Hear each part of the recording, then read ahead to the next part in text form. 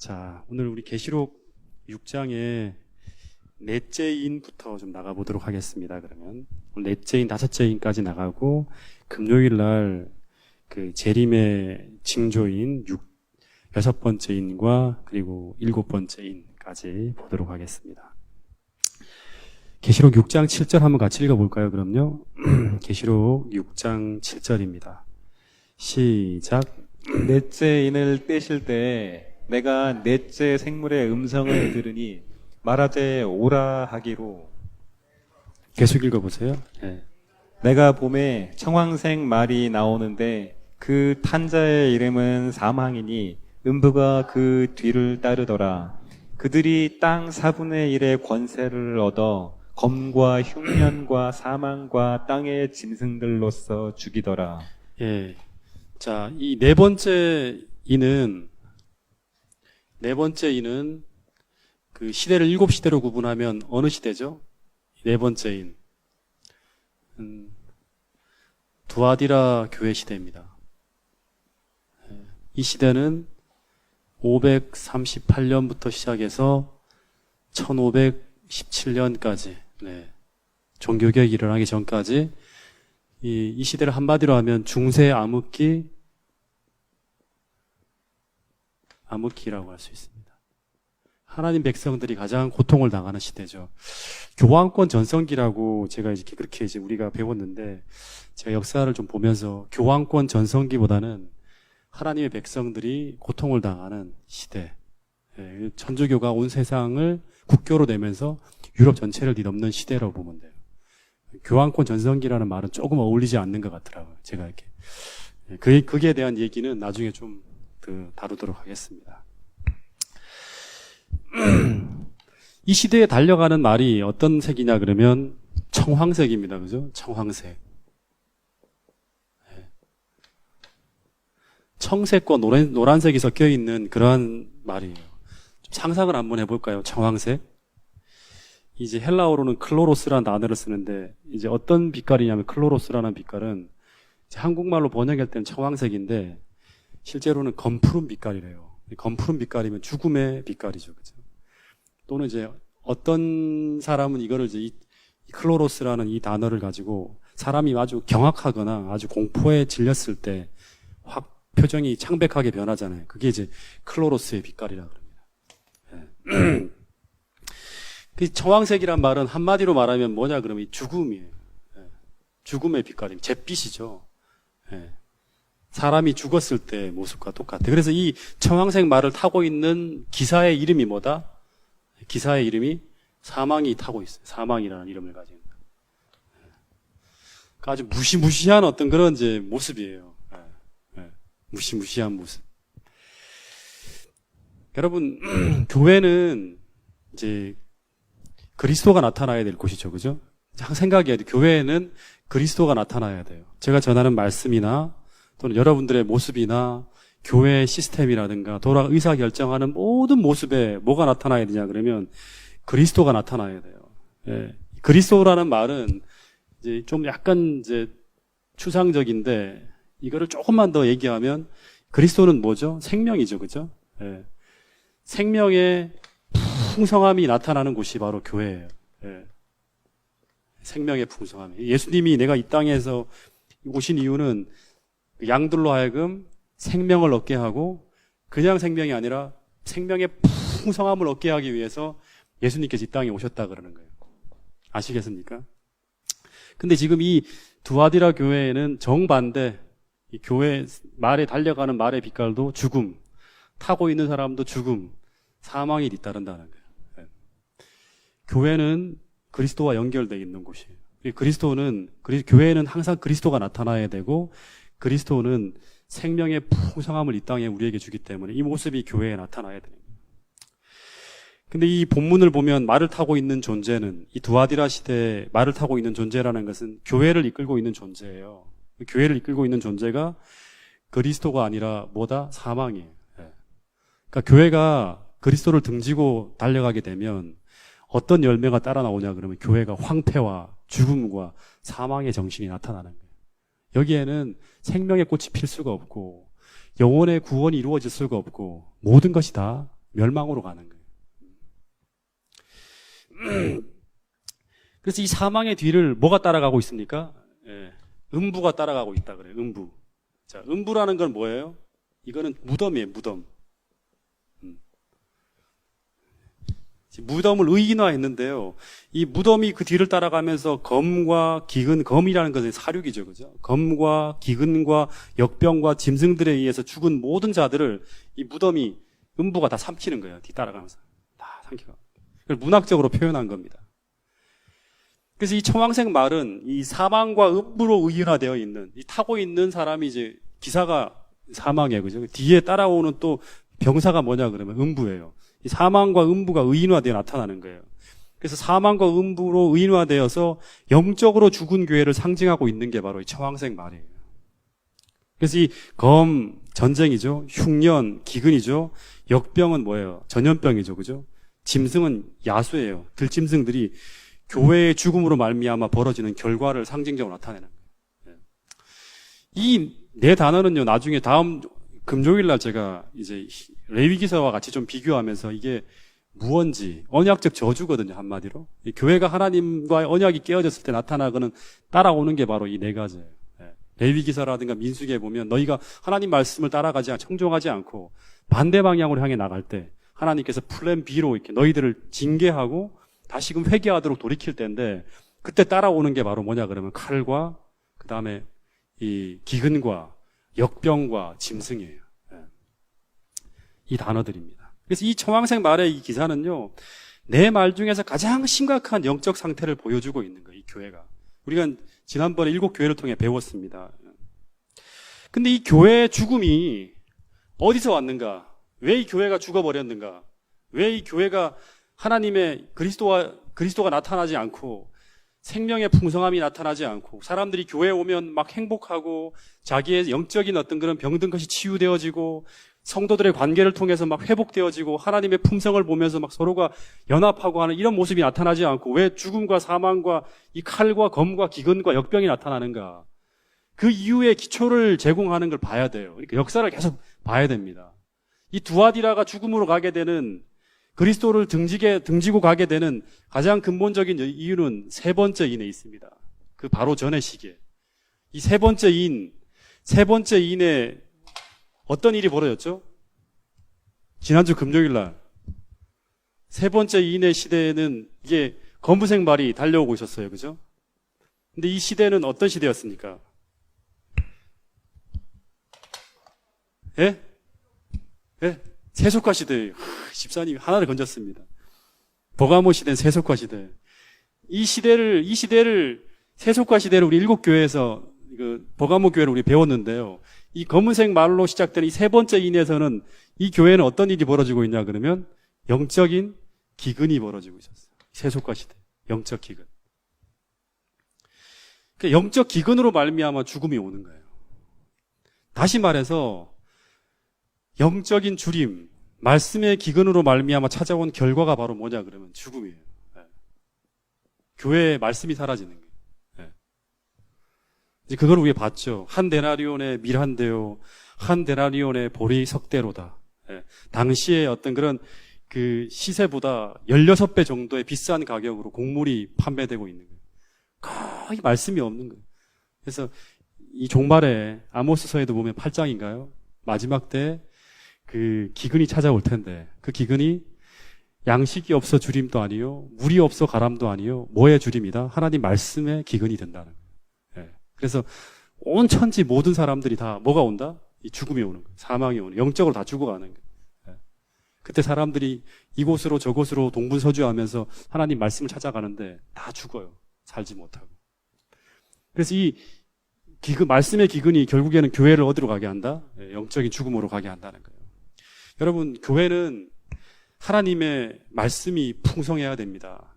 여러분, 언제나 말씀이 여러분의 삶에서 떠나지 않아야 돼요. 예. 언제나 말씀이 있는 곳에 여러분들이 머물러야 되고, 어떤 일이 있어도 말씀이 있는 곳에 머물러야 돼요. 그리고 말씀과 더불어 살아가야 되고, 말씀을 암송해야 되고, 마음속에 넣어야 되고, 말씀을 묵상해야 되고, 말씀을 연구해야 되고, 말씀을 실천하는 삶을 살아야 돼요. 예. 그렇게 살아간다 그러면 이 세 번째 인의 시대 무엇처럼 감람류와 그 다음에 뭐죠? 포도나무처럼 그 극심한 기근 속에서도 하나님의 은혜 가운데, 하나님의 성령과 하나님의 은혜 가운데 그들이 죽지 않고 그 뿌리를 말씀 속에 깊이 내어서 살아가는 거, 생존할 수 있는 것처럼 그렇게 우리가 마지막 시대를 지나가게 되는 거예요. 여러분, 교회가 말씀을 떠날 때 성도들이 말씀을 떠나서 다시 말하면 의의 태양이신 예수 그리스도와 함께가 아니라 등진 상태로 돌아서게 되면 식물이 태양을 향하지 않으면 어떻게 됩니까? 예? 시들시들 비실비실 말라 죽어가는 거예요. 그런 것처럼 교회의 상태가 그리스도를 등지며 달려가게 될 때 무엇이 따라온다? 예, 사망의 표지가 달려오는 거예요. 사망의 표지를 단 이 초황색 말이 교회에 달려오는 거예요. 그게 바로 뭐냐 그러면 영적인 황폐와 그 다음에 영적인 사망이에요. 거기에는 어떤 생명의 꽃도 피지 않아요. 사람들이 변화되지 않고 사람들이 말씀을 따라 살아가지도 않고 교회가 마치 문화센터라든가 무슨 문화광장화 이루어지는 식으로 그렇게 해서 교인들이 모이는 거예요. 세속 공동체로 모이게 되는 거예요. 그 시대가 바로 뭐냐 그러면 이 두아디라 시대였어요. 여러분, 다시 말해 그리스도와의 관계가 파탄난 이 교황권 전성시대는 교회의 한밤중, 다시 말하면 암흑과 죽음의 시대였다는 사실을 여러분 잊지 않게 되기를 간절히 바라겠습니다. 그 시대에는 교회는 휘황찬란했습니다. 겉으로는. 3,500억짜리 건물을 짓는 것처럼 성 베드로 대성당, 그죠? 중세시대에 얼마나 어마어마 화려하게 교회들이 다 지어졌습니까? 근데 그들은 다 죽었어요. 죽은 시대였어요. 청황색 말이 달려가는. 오늘날도 우리가 비록 사랑의 교회보다 훨씬 못하지만, 또는 저기 어디에 여의도 순복음교회보다 훨씬 못하지만 우리가 하나님 말씀에 따라 살아가고 있는 그 자존심을 우리가 영적인 어떤 그런 우리가 자존심을 포기하지 않고 그 명예를 우리가 가지고 붙들고 살아가는 교회라 그러면 이 교회에 하나님께서 계시고 이 교회에 하나님께서 감람주와 그 포도나무를 생존시키시고 하나님의 은혜와 성령으로 지켜주셨듯이 오늘 우리의 영적 생명도 하나님께서 그렇게 보존해 주실 거라고 제가 확신합니다. 그래서 우리 박훈남 집사님이 정말 잘 오셨다고, 하여튼 그런 하나님의 어떤 축복이 마지막 예수님 재림하실 때 확인되고 확신될 수 있는 그러한 이 동작중앙교회가 될 수 있기를 간절히 바라겠습니다. 그래서 특별히 역사주의자들 중에 특별히 재림교회 대표적인 신학자인 우라이아 스미스라는 사람이 이 시대가 이제 교황권 전성기인데 이 시대에 이제 교황권이 전 세계는 아니더라도 전 세계 4분의 1 정도의 어떤 그런 그 세력을 잡고 4분의 1 정도를 장악하고 유럽 전체 중에서 그리고 사망으로 하나님 백성들을 뒤덮고 어둡게 했던 그러한 역사적 기록이 있다라는 얘기를 합니다. 그 주소가 하는 그런 얘기들이 있습니다. 그래서 이 법왕권 이제 이 전성기 4분의 1을 이제 하는 말이 나와요. 그 단어 속에 보면 4분의 1을 이제 검과 온역과 그다음에 이 역병과 사망으로 사람들을 이렇게 뒤덮었다 그러는데 이 시대 법왕권 관할에 있던 이 수많은 어떤 하나님 백성들이 이제 이 검의 권세로 수백만의 사람들이 죽어가는 일이 벌어졌고 그 다음에 여기 나온 것처럼 이 시대의 흉년이 절정으로 가는데요. 그야말로 하나님의 말씀이 거의 찾아보기 어려울 불가능한 시대로 갑니다. 그거를 이제 주석하는 사람들의 얘기를 들어보면 이제 이 시대의 성경이 뭐로 쓰여졌죠? 이 시대에는. 오늘날 우리가 한국말로 보지만 이 시대에는 성경이 무슨 말로 적혀져 있었죠? 이 시대의 성경인 라틴어로 쓰여졌습니다. 라틴어. 라틴어 성경은 라틴어는 되게 어렵대요. 저도 라틴어를 본지 못했어요. 불가타 성경이 이제 그 라틴어인데 그 평신도들이 그래서 이 시대에는 이 라틴어 성경만 이제 성경만 있으니까 이 어려운 글자를 읽을 수가 없어요. 근데 이제 이 라틴어 성경 때문에 하나님 백성들이 이제 말씀의 기근으로 가는 건 아니죠. 그 전의 시대에는 히브리어는 뭐 하나님 백성들이 읽을 수 있었나요? 히브리어도 똑같이 사제들만 읽을 수 있어요. 평신도들은 글자를 아는지를 못해요. 그리고 히브리어 성경이 있다 하더라도 이게 이 성경이 다 오늘날처럼 이런 책으로 보는 게 아니잖아요. 어떤 책이죠? 양피지 두루마리예요. 양을 한 마리 잡아야지만 책 한 권 만들기도 쉽지 않죠. 그러니까 굉장히 비쌌어요. 그래서 오직 성직자들만이 가지고 있는 성경책이 바로 이제 옛날에나 이 시대나 성경이었어요. 근데 그래서 이 사람들도 회당에 와서 히브리어 성경을 이렇게 낭독을 하면 백성들이 듣는 거예요. 오늘과처럼.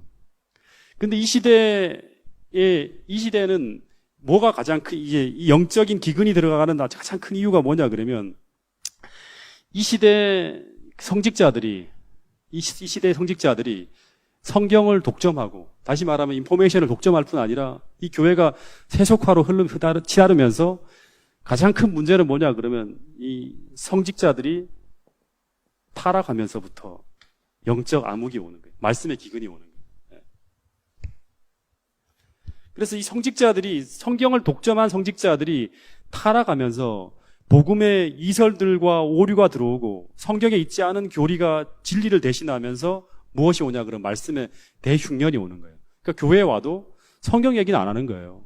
성경을 해석해 주지 않고 성경을 자기들의 어떤 그런 이익에 맞게 이렇게 만드는 거예요. 교리도 만들고. 그래서 연옥설이라든가 이런 걸 가지고 사람들에게 이제 막 이야기하면서 어떤 그런 이 백성들의 어떤 그런 이 고열을 빠는 그러한 일들을 하고 있는 그 시대가 바로 뭐였냐 그러면 이 중세 암흑기였어요. 그래서 오늘 우리가 성경을 마음대로 읽을 수 있게 된 것은 불과 200년도 채 안 됩니다. 우리가 여러분들이 지금 성경을 가지고 이렇게 읽을 수 있는 게 불과 200년도 안 돼요. 6,000년 역사 속에서. 그러니까 이 마지막 시대 하나님께서 다니엘서 예언대로 어떤 일이 벌어진다? 지식이 증가되면서, 그죠? 인쇄술이 발명되어지고 성서 공회가 만들어지면서 하나님께서 이 마지막을 준비하기 위해서 온 세계에 이 하나님의 복음을 땅끝까지 전파하기 위해서 이런 일들이 벌어지면서 여러분들이 이 성경을 갖게 된 거예요. 그리고 온 세상에 이 성경을 보급하기 위해서 존 위클립이라든가 마르틴 루터라든가 수많은 종교개혁자들이 피를 흘리면서 투쟁한 그 결과로 오늘 여러분들이 이 성경을 갖게 되었다는 사실이에요. 여러분 정말 이 성경 말씀을 귀하게 여기시고 부지런히 여러분의 마음에 담게 되기를 간절히 바라겠습니다. 자, 그럼 5번째 인으로 한번 들어가 보겠습니다. 5번째 인 9절부터 11절까지를 한번 읽어보겠습니다. 시작. 5째 인을 떼실 때 내가 보니 하나님의 말씀과 그들이 가진 증거로 말미암아 죽임을 당한 영혼들이 제단 아래에 있어 큰 소리로 불러 이르되 거룩하고 참되신 대주제여 땅에 거하는 자들을 심판하여 우리 피를 갚아주지 아니하시기를 어느 때까지 하시려 하나이까 하니 각각 그들에게 흰 두루마기를 주시며 이르시되 아직 잠시 동안 쉬되 그들의 동무종들과 형제들도 자기처럼 죽임을 당하여 그 수가 차기까지 하라 하시더라. 네, 이 5째 인부터는 조금 달라요. 앞에 나온 거하고. 혹시 5째 인하고 첫 번째 인하고 4번째 인까지의 이야기하고 좀 다른 점을 여러분들 발견하실 수 있겠습니까? 어떤 점이 달라지고 있죠? 5째 인부터는 내 생물도 등장하지 않고 말들도 등장하지 않죠. 그죠? 이 4째 인의 시기 동안 벌어진 이 한 차례의 긴 싸움이 끝난 후에 이제 뭐가 시작되냐 그러면 드디어 종교개혁 시대가 시작돼요. 이 종교개혁 시대는 순교자의 탄원으로 이제 그 전쟁터가 배경이 되는 거예요. 하나님 백성들이 무참히 수많이 죽어가는 그 전쟁터에서부터 이제 이제 4번째 인의 역사가 시작됩니다. 위에서는 말이 달려오는 건 하늘에서 막 달려오는 거죠. 내려오는 거죠. 근데 배경이 이제 땅으로 완전 들어간 거예요. 땅으로. 6번째 인은 재림의 징조가 벌어지고 7째 인은 재림이에요. 이 시대는 무슨 시대입니까? 4대 교회. 와, 네. 런던은 종교개혁이 일어나는 1517년부터 시작해서 교황권이 무너지게 되는 1798년이라고 해도 되고요. 아니면 또는 1798년으로 하면 되겠네요. 그죠? 네. 이 시대입니다. 네. 이 시대를 가지고 불완전한 종교개혁 시대라 그럽니다.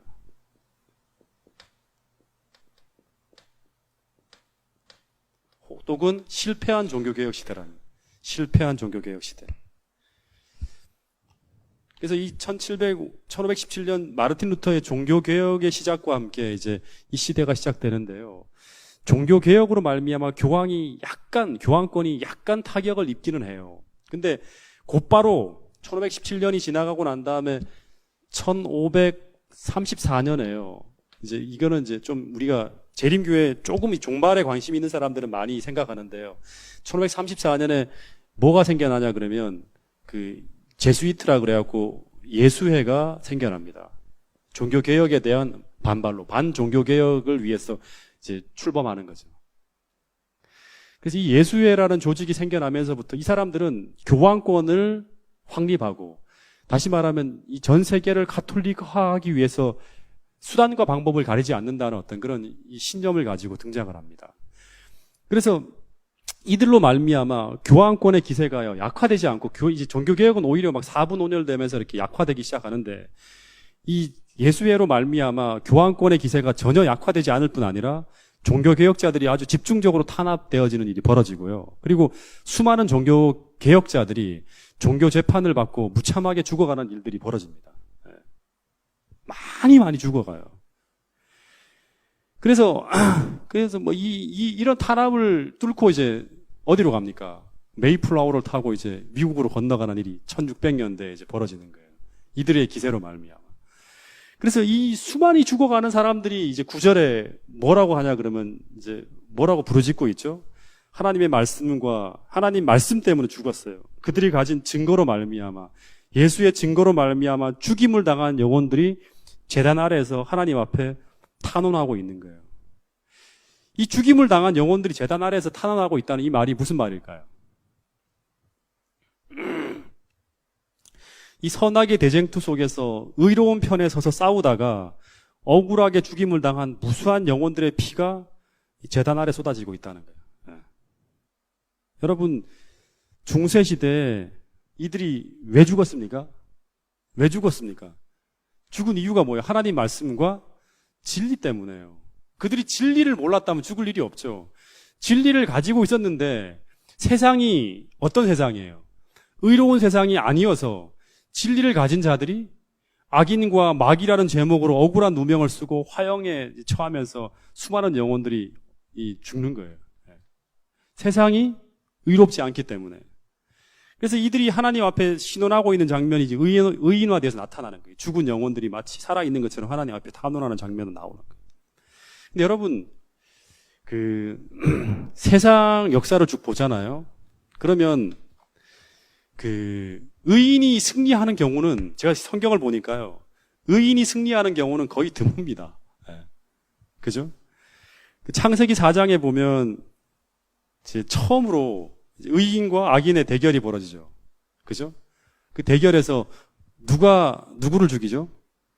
가인이 아벨을 죽이죠. 그때 이제 이 창세기 4장 9절 10절 한번 보세요. 거기 이 계시록에 나와 있는 비슷한 표현이 나옵니다. 창세기 4장 9절 10절.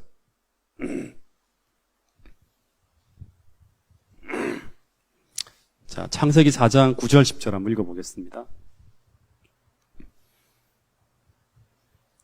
읽어보겠습니다. 시작. 여호와께서 가인에게 이르시되 내 아우 아벨이 어디 있느냐? 그가 이르되 내가 알지 못하나이다. 내가 내 아우를 지키는 자니까. 그러니까 10절에 뭐라 그럽니까? 이르시되 내가 무엇을 하였느냐? 내 아우의 핏소리가 땅에서부터 내게 뭐한다? 호소한다. 그러니까 의인인데 죽었잖아요. 악인의 돌에 맞아가고. 예. 이 마지막 때도 이 계시록에도 보면 의인인데 진리를 가지고 있는데 세상이 누가 이긴 거예요? 악인들이 득세하고 있기 때문에 의인들이 죽임을 당한 거예요. 진리를 가지고 있기 때문에. 마치 죄인처럼 죽어나가는. 근데 그들의 호소가 제단에서 하나님을 향해서 탄원하고 있는 거예요.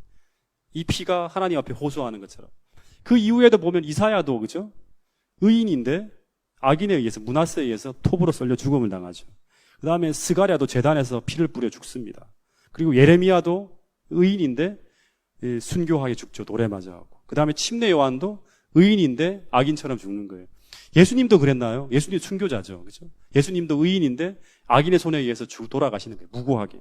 그리고 스테반도. 그죠? 그리고 12명의 제자들도 다 바울이고 뭐고 다 전부 다 의인들이 악인들에 의해서 순교하는 역사가 바로 기독교 역사예요. 예. 여러분, 이 죽임을 당한 영혼들이 다 어디에서 탄원하고 있다고요? 제단에서 탄원하고 있다는 말이에요. 제단. 이 제단이라는 말은 뭐예요? 번제단이죠. 번제단이에요. 성막들 안에 쭉 들어가게 된 번제단이에요. 이 번제단에서는 어떤 일이 벌어집니까? 어린 양이, 그죠? 희생당한 어린 양이 피를 쏟는 곳이 바로 번제단 아래예요. 그 양을 잡으면 그 피를 이 제단, 번제단 아래에다 쏟아요. 근데 이 예수님께서 순교하시며 쏟아진 그 피가 쏟아진 그 번제단 아래에 동일하게 순교자들의 피가 같이 거기서 드려지고 있는 모습을 이렇게 보는 거예요. 계시록에서 보면. 의인화되어 나타나는 거예요. 그러니까 오늘 여러분 우리가 그리스도를 위해서 억울한 일을 당하고 때로는 그 일로 인해서 미래에 목숨을 잃는 일이 벌어진다 하더라도 그 희생과 죽음은 결코 헛되이 돌아가는 것이 아니라 그 희생은 다 그리스도의 희생에 우리가 동참하는 것으로 의로운 죽음으로 그 생명이 하나님의 제단 앞에 드려지고 있다는 거예요. 굉장히 감격스러운 일이죠. 그죠? 예. 그러니까 참 이 말씀이 제가 참 보면서 가슴이 뜨거워졌어요. 예.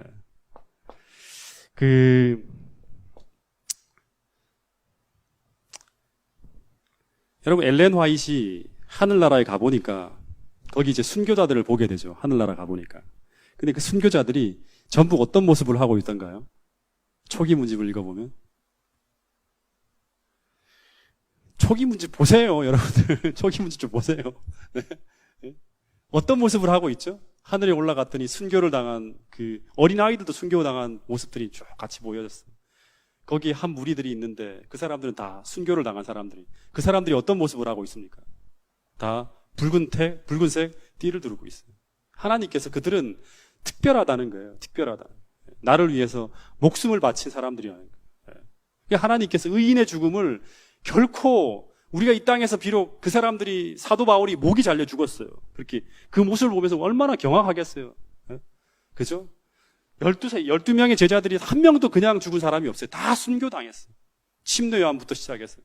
그 침례 요한은 그 헤롯의 잘못됨을 끝없이 탄원하고 견책하면서 너가 회개해야지만 살 수 있다. 그러면 안 된다고 계속 얘기하다가 결국에는 옥에 갇혀갖고 예수님의 그 구명을 계속 바랬지만 결국에는 예수님이 죽임을 당하도록 허락을 했어요. 그래서 결국에 그가 목을 베어 당했죠. 참수당해 죽죠. 그죠? 그 비참하게 참혹한 그 목을 제자들이 가고 이렇게 묻으면서 너무너무 가슴 아파했는데 여기 계시록에 보니까 하나님께서 그 피를 다 하나님의 제단 앞에 예수님이 순교하신 그 뒤를 따라가는 그 거룩한 죽음으로 하나님께 다 보고 있다는 거예요. 내게 바쳐진 목숨이라는 거예요. 결코 그들이 악인처럼 죽은 게 아니라는 거죠. 하나님께서 신원해 주신다는 거예요. 여러분 잠언서 14장 32절에 보면 악인은 그의 환난에 엎드려져도 악인들은 그냥 죽어요. 죽으면. 그건 죽음이에요. 그냥. 그렇지만 의인은 그의 죽음에도 뭐가 있다? 소망이 있느니라는 거예요. 반드시 하나님께서 그 피를 당신의 제단 안에 뿌리는 그 피로 보고 예수님의 죽음에 합해진 죽음으로 보고 그들을 하나님께서 기억하신다는 거예요. 예. 그래서 발람은 민수기 24장 10절에서 나는 의인의 죽음을 죽기를 원하며 나의 종발이 그와 같기를 바란다 하는 거예요. 여러분 우리가 생명을 마치는 순간까지 반드시 우리가 그리스도의 뒤를 따라가는 그 목숨을 걸고 주님을 위해 쫓아갈 수 있는 그런 믿음의 사람으로 꼭 끝까지 그 믿음의 경주를 다 하시는 여러분과 저가 되기를 간절히 바라겠습니다. 여러분 지금도 재림교인이라는 이름 때문에 억울한 일을 당하는 경우가 많죠. 네. 살아가면서 억울한 일을 당하는 경우가 많지 않습니까? 여러분 없어요? 세상이 참 공평한가요? 공정하고? 그렇지 않죠. 우리가 분명히 성경 아닌 다른 것을 가르치는 교회가 아닌데 그런 교회처럼 오해를 받고 사회적으로 아주 이 위험하고 이상한 집단으로 오해를 받았어요. 지금은 많이 풀렸지만 옛날엔 더 심했죠. 그죠? 근데 여러분 이런 오해를 우리 힘으로 풀 수 있을까요? 네? 연합회에서 막 대대적으로 홍보하고 광고하고 막 세미나 열고 막 하면 이 교회가 오해가 풀어질 수 있을까요? 우리가 아무리 아니라고 해도 아무리 논리적으로 설명해도 이 편견은 제가 볼 때 주님 오시는 그날까지 사라지지 않습니다. 네. 종말까지 풀어지지 않아요. 이게 계시록의 예언입니다. 마지막에 새 천사의 기별이 이제 우리의 성령의 능력으로 세상을 향해 크게 외쳐질 때 그때 비로소 이제 진리와 거짓이 분별되어지게 되는 일이 벌어집니다. 그 시간까지는 잘 안 돼요. 최근에 이제 제가 여러분들에게 말씀을 좀 드렸는데 한기총 산하의 이제 어떤 단체가 학술 단체에서 재림교회 재평가라는 집회가 공군회관에서 벌어졌다고 말씀드렸죠, 그죠? 예. 그때 한 400명이나 되는 사람들이 꽉 찼어요. 그 공군회관에 몰려있고. 그 다음에 그 기독교 저널, 무슨 TV, 인터넷 방송 TV부터 시작해서 여러 이제 채널들이, 케이블 TV가 그걸 생중계해서 전국에다가 방송을 했어요. 지상파가 아니고, 예. 종교 채널들이, 예. 그래서, 근데 이제, 그때 이제 한기총 산하 양심적인 학자들이 이제 처음에는 한기총 이름으로 하려다가 워낙에 반대가 심해서 이제 그 학자들의 자체적으로 이제 그 학자들이 이제 자체적으로 포럼을 했어요. 그리고 거기 사회를 보려고 했던 어떤 한 분이 계시는데 그분이 신변의 위협을 느껴갖고 이제 배탈이 났다는 핑계를 대고 결국 사회를 못 보고 그냥 돌아가셨어요. 예. 그래서 다른 분이 그냥 마이크를 잡았는데 그분이 하는 일성이 뭐냐 그러면 내가 목숨을 걸고 이 자리에 섰다는 그런 얘기를 했어요. 그래서 이 양심적인 학자들이 집회를 열다가 신변의 위협을 느낄 만큼 악의의 창 공격을 받았어요. 그리고 심지어 그 이후 벌어진 제가 인터넷상의 이 댓글들을 보니까요. 재림교회를 옹호한 그 학자들의 신상 털기가 진행되는 거예요. 그래서 막 그게 뉴스에 막 실리는데 이분들이 아주 도덕적으로 아주 나쁜 사람들일 것처럼 그 아주 막 그 사람의 인신을 공격하는 기사들이 막 인터넷에 올라오고 하는 거를 제가 봤어요. 그리고 그들이 아무리 학자라고 하더라도 이제 한기총을 대표하는 학자들이라 하더라도 일반 교회에서는 절대 안식일 교회가 이단이라는 것에 그 이단이 아니라는 것에 대해서 찬성할 수 없다는 성명들이 줄줄이 발표돼 올라가는 거예요. 제가 그걸 봤어요. 여러분 그래서 참 이 학자들도 되기 어려울 것 같고 재림교회가 아무리 그 일요일교회와 교류하고 한다 하더라도 이 오명을 풀기가 참 쉽지 않다는 게 생각이 드는 거예요. 왜 그러냐 그러면 이 교회가 진리기 때문에 그러는 거예요. 이 교회가 진리이기 때문에 용이 분노하여 돌아가서 이 교회를 이 교회에 옳은 어떤 빛이 전해지는 걸 세상에 전해지는 걸 막고 있기 때문에 안 되는 거예요. 끝까지 이 일은 벌어지는 거예요. 예. 우리가 성령의 충만함으로 우리가 하나님의 말씀을 셋째 천사의 큰 외침으로 증거되기 전까지는 이게 안 풀립니다. 모든 이 세상을 잡고 있는 신이 누구기 때문에 악령이기 때문에. 예. 여러분 그래서 의인은 마지막까지 어떻게 보면 억울한 일을 당할 수가 있어요. 착한 사람들이 지금도 억울한 일을 당하는 경우들이 참 많죠. 그죠? 예. 세상이 왜 이래? 하나님이 계신데 왜 이런 일이 벌어지는가? 하나님이 계시는데 왜 당신을 복음을 위해 싸우는 이런 헌신한 종들이 죽어야만 하는가? 왜 침례 요한이 죽어야만 하는가? 그 당시에 가장 큰 고민들이었죠. 풀리지 않는 의문들이었죠. 침례 요한의 제자들이. 왜 예수님은 가만히 계시는 건가? 예. 왜 존 이클립이 그렇게 죽어야 되고, 왜 제롬과 후스가 그렇게 죽어야 되고, 그 다음에 왜 하나님의 진리를 위해서 일하는 그 사람이 그 화영주 위에서 죄인처럼 꽃갈 모자를 뒤집어 쓰고 마치 악인처럼 조롱을 당하면서 불에 타 죽어야 되는가? 왜 하나님은 가만히 계시는가? 이것이 당신의 신정론에 대한 의문들이었어요. 하나님이 계시는데 왜 이런 일이 벌어지는가? 여러분, 근데 이 계시록을 보면 이 억울한 누명을 쓰고 옥에 갇히고 심지어는 제단 아래 순교를 당한 이 사람들이 죽임을 당하는 이런 죽음이 마지막 때까지 계속 이어진다는 거예요. 그래서 마지막 날에 우리도 이 억울함을 풀지 못하고 억울하게 주님처럼 순교를 당하는 그 대열에 설 수 있다는 거예요. 이거를 각오하는 사람들이 누구냐 그러면 마지막에 하나님의 계명을 지키고 예수의 믿음을 가지고 살아가는 사람들이에요. 근데 왜 이런 일이 벌어지는가 하면 그 다음 구절에 보면 이 억울한 죽음들이 다 하나님 앞에 보고되어지고 그 부르짖음으로 하나님 앞에 상달되고 있었어요. 그래서 제가 지난번 계시록 5장에 보면 이제 예수님이 좌정하실 때 어떤 일이 벌어지죠? 이 옆에 있는 내생물과 24장로들이 향단을 하나님 앞에 쫙 드리는데 향연이 성도들의 기도가 하나님 앞에 쫙 올라가는 게 보여요. 그리고 계시록 8장 4절에도 성도들의 탄원이 하나님 앞에 올라가는 게 보여요. 다시 말하면 이 제단 아래서 억울함 속에서 하나님 앞에 부르짖는 이 부르짖음들이 당시에서는 이들이 하나님 앞에 이 기도가 상달되는 것처럼 보이지 않는다 할지라도 하나님 앞에 다 올라가는 거예요. 탄원들이. 근데 하나만 더 얘기하면 이 영혼들이 실제 부르짖는 게 아니죠. 그죠? 문맥이 상징이잖아요. 붉은 말, 저울, 감람류, 포도주 전부 다 뭐예요? 상징인 것처럼 이 구절도 실제로 죽임을 당한 영혼들이 기도하는 건 아니에요. 그죠? 뭔가 메시지를 담고 있는 상징이라고. 그래서 하나님께서 이들의 부르짖음을 들으시고 난 다음에 어떻게 합니까? 이들이 비록 이 땅에서는 악인처럼 죽어가지만 하나님께서 어떻게 합니까? 흰 두루마리로 이들을 덮어줘요. 흰 두루마리는 뭡니까? 예. 이들이 순결하고 무죄하다는 거예요. 반드시 내가 너희를 신원해 주겠다고 하는 걸 하나의 상징하는 거예요. 흰 두루마리로 덮었다는 거예요.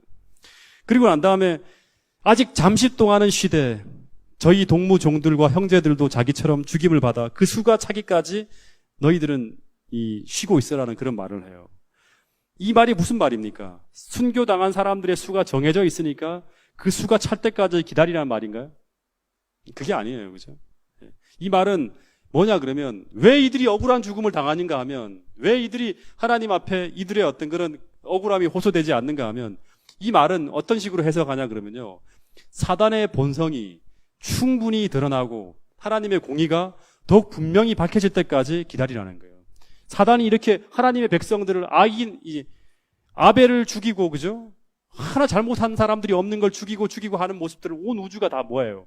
보고 있죠. 목격하고 있죠. 이 악이 죄가 얼마나 무섭고 얼마나 잔인하고 얼마나 흉포한지가 온 우주 앞에 드러나는 거예요. 거기까지 종말의 마지막 순간까지 악이 악처럼 드러나고 하나님의 공의가 하나님의 사랑이 더욱 충분하게 밝혀질 때까지 하나님 백성들의 품성을 통해서 그들이 억울하게 죽어나가지만 원수를 갚지 않고 사랑으로 그들을 위해서 탄원하는 거. 다시 말하면 예수님께서 어떻게 부르셨죠? 십자가에 달려 돌아가실 때 저들의 죄를 사하여 주옵소서. 저들이 하는 것을 알지 못하다고. 저들을 용서해 주시고 저들을 구원해 달라고 하는 것처럼 하나님 백성들이 억울하게 죽음을 당하지만 하나님의 품성을 가지고 그들을 위해서 원수를 사랑하는 이런 모습들을 통해서 악이 악으로 선이 선으로 드러날 때까지 그때까지 하나님께서 더 이런 억울한 일들이 진행되는 것을 막지 않으신다는 거예요. 여러분 그러나 이들의 탄원이 끝까지 그래 가는 것이 아니라 하나님께서 개입하시는데 그 개입하시는 장면이 바로 뭐냐 그러면 이제 6째 인에서 드디어 재림의 징조가 펼쳐지고 7째 인으로 말미암아 예수님께서 재림하실 때 하나님께서 이제 심판장으로서 예수님께서 그 모든 것을 갚아주시는 때가 온다는 거예요. 그래서 이 모든 그리스도인들은 어느 때를 기다리냐 그러면 주님께서 재림하시는 그 순간을 기다리는 거예요.